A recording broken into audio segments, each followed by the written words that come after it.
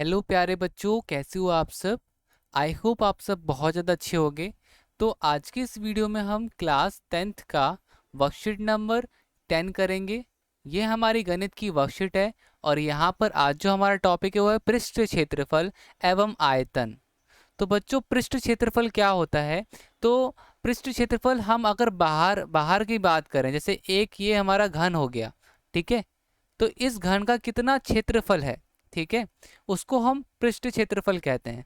मगर आयतन, आयतन मतलब कि उसमें कितनी चीज़ें भरी जा सकती हैं, तब हम आयतन निकालते हैं कि उसमें कितनी चीज़ें भरी जा सकती हैं, उसमें कितना चीज़ें समाया जा सकता है, तो वहाँ पर हम आयतन निकालते हैं। तो जैसे कि यहाँ पर घन है, घन का कुल पृष्ठ क्षेत्रफल हम कैसे निकाल सकते हैं? तो उसका फॉर्मूला होता है 6a², ठीक है। वक्र पृष्ठ क्षेत्रफल मतलब कि 4a²।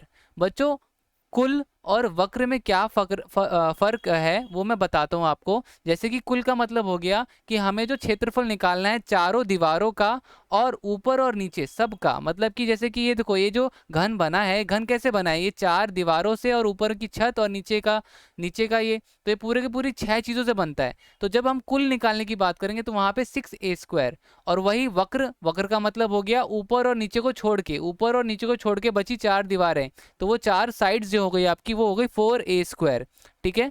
आयतन का क्या फॉर्मूला होता है? आयतन का जो सूत्र होता है वो होता है a³ मतलब a गुना a, ठीक है। अब देखो जरा बात करते हैं, ये जो प्रश्न दे रखा है, लिखा हुआ है कि 1331 सेंटीमीटर आयतन वाले किसी घन का किनारा ज्ञात कीजिए। बच्चों देखो, किनारे का हमें पता है, घन का आयतन का फॉर्मूला क्या होता है? तो आयतन का फॉर्मूला होता है हमारा, आयतन का फॉर्मूला होता है a³, ठीक है। तो हमें a³ के बराबर क्या दे रखा है? आयतन का वैल्यू दे रखा है 1331। तो जब ये मैं ये क्यूब हटा दूंगा तो यहाँ आ जाएगा 1331 के ऊपर 1⁻³ आ जाएगी, ठीक है। तो अब हमें पता है, ये देखो ये किसका क्यूब होगा? तो ये 11 का क्यूब होता है। तो ये हमारा 1/3 से कट जाएगा और आंसर आ जाएगा 11, ठीक है। तो इस तरीके से हमने इसको सॉल्व किया।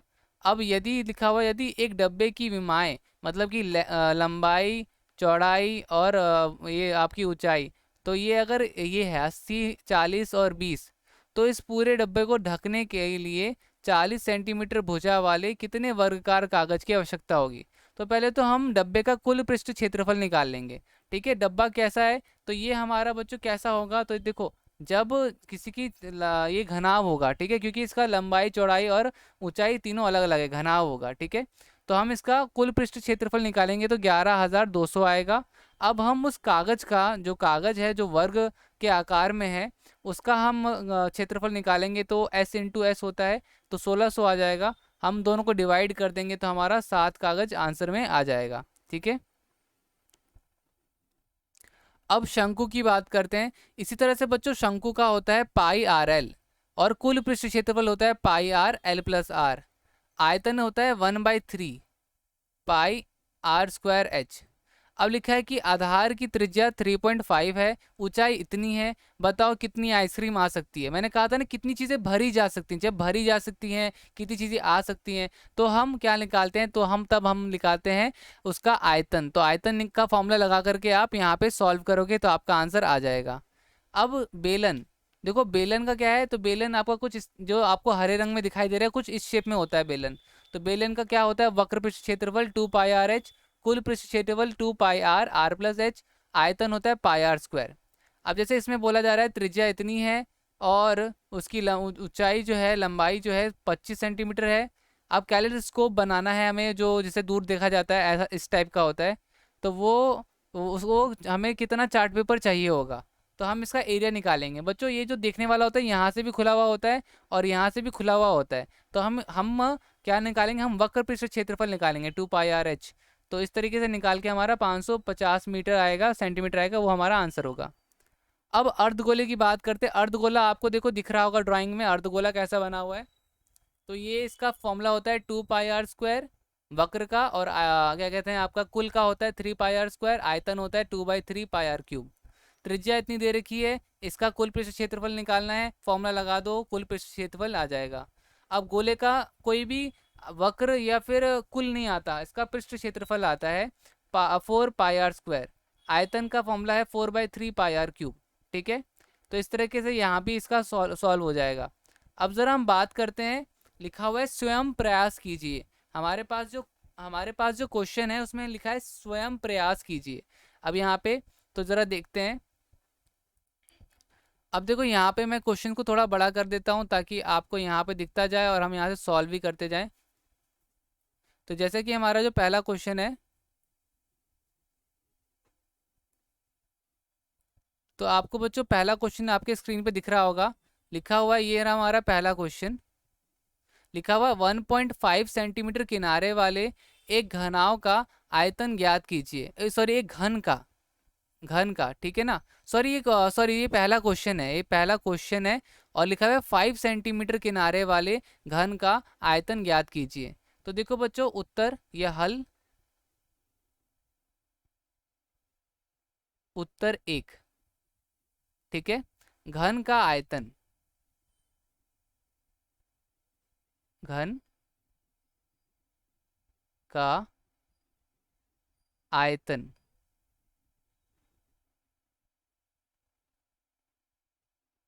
क्या होता है? फॉर्मूला फॉर्मूला होता है ए का क्यूब।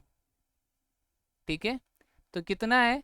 5 सेंटीमीटर का किनारा है ना, तो 5 मल्टीप्लाई 5 गुणा 5 क्या हो जाएगा? 125 सेंटीमीटर का क्यूब। ये हमारा उत्तर 1 हो गया। अब ज़रा उत्तर 2 देख, क्वेश्चन 2 पे आ जाते हैं। अब क्वेश्चन 2 है कि 3 मीटर 6 मीटर 2 मीटर माप वाले घनाव का आयतन ज्ञात कीजिए। घनाव का आयतन, ठीक है सर, ये भी निकाल लेते हैं। उत्तर 2, उत्तर 2, घनाव का आयतन, घनाव का आयतन क्या होता है? फॉर्मूला होता है लंबाई गुना चौड़ाई गुना हाइट। तो देखो लंबाई कितना हो गया? लंबाई हो गया, मान लेते 3 मीटर, फिर इसके बाद 6 मीटर, 2 मीटर। तो इन तीनों को मिला दोगे तो आ जाएगा 36 मीटर। ठीक है, 36 मीटर का आपका यहाँ पे आयतन पूछा है ना, तो आयतन होता है ये। ठीक है, तो देखो हमने दोनों क्वेश्चन कर लिए। पहला भी घन का आयतन बोला था और घनाभ का आयतन बोला था, दोनों का आयतन निकाल दिया। अब तीसरे प्रश्न पर आते हैं। देखो त्रिज्या कितनी है? 2.8 के आधार पे वह 10 मीटर ऊंचाई के बेलन, बेलन है ये क्या है? बेलन है। बेलन कैसा दिखाई देता है? बेलन ऐसा दिखाई देता है, ऐसा। ठीक है ना, तो देखो उत्तर 3 निकालते हैं अब। बेलन का कुल पृष्ठ क्षेत्रफल, ठीक है, तो बेलन का कुल पृष्ठ क्षेत्रफल, ठीक है, यहाँ पे फॉर्मूला क्या होगा? तो फॉर्मूला हमारा देखो यहाँ पे हमें फॉर्मूला यहाँ पे दे रखा है, तो यहाँ पे मैं यहाँ पे लिख लेता हूँ। यहाँ पे मैं आपको दिखा भी देता हूँ फॉर्मूला क्या है। तो वो ये रहा, क्या है? कुल बेलन का कुल पृष्ठ क्षेत्रफल क्या है? 2 पाई आर। तो यहीं पे हम यहाँ पे भी लिखेंगे 2 पाई आर, ब्रैकेट में आर प्लस एच। ठीक है, तो अब यहाँ पे हम वैल्यू पुट करते हैं। ठीक है, तो बेलन की जो त्रिज्या है वो कितनी है? बेलन की त्रिज्या कितनी है? तो देखो हमारे पास त्रिज्या जो आर दे रखी है वो है 2.8 और हाइट कितनी है? हाइट दे रखी 10 सेंटीमीटर। तो अब ज़रा सॉल्व करते हैं। 2 मल्टीप्लाई बाय 22/7 मल्टीप्लाई बाय 2.8 और रेडियस है 2.8 प्लस 10। तो देखो 7 से, देखो अब यहाँ पे क्या होगा? 7 से कट जाएगा। मैं इसके लिए थोड़ा सा अलग कलर लेता हूँ। अब जैसे कि यहाँ पर क्या है, तो यहाँ पे 2 7 से कट जाएगा तो 7 से ही कट जाएगा, ये हो जाएगा 0.4। तो अब मेरे पास क्या क्या आया, मेरे पास आ जाएगा 2 multiply by 22 multiply by 0.4 multiply by 12.8। अब बच्चों इन सबको मल्टीप्लाई कर दो, आपका आंसर आ जाएगा। तो देखो मैं वापस से मल्टीप्लाई कर देता हूँ।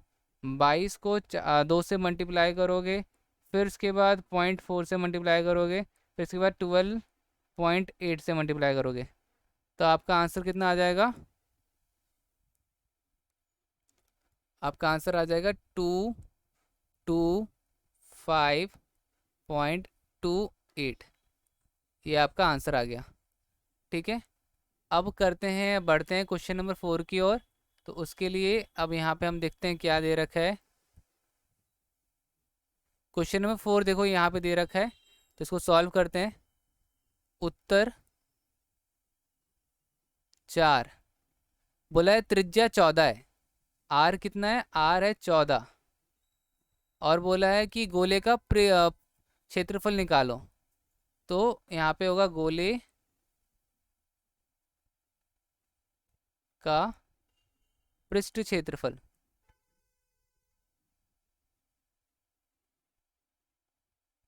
तो वो हो जाएगा आपका गोले का 4πr²। 4/22/7, आर दे रखा है 14, तो 14 गुना 14, 7 से 7 और ये 2 पे कट जाएगा, तो हमारे पास होगा 4 गुना 22 गुना 14 गुना 2। ठीक है, 4 गुना 22 गुना 14 गुना 2, तो ये हो जाएगा आपका कितना हो जाएगा, ये हो जाएगा 24। ठीक है, ये हो जाएगा 24 64। ठीक है बच्चों, तो यहाँ पे हमारा ये सारा का सारा वर्कशीट हो गया कंप्लीट। उम्मीद करता हूँ आपको समझ में आया होगा। अगर वीडियो अच्छा लगा तो लाइक शेयर कमेंट ज़रूर कीजिएगा, अगर आपको कुछ भी समझ में आया हो तो। अब मिलते हैं अगली वीडियो में, आज के लिए इतना ही, जब तक के लिए bye bye and take care.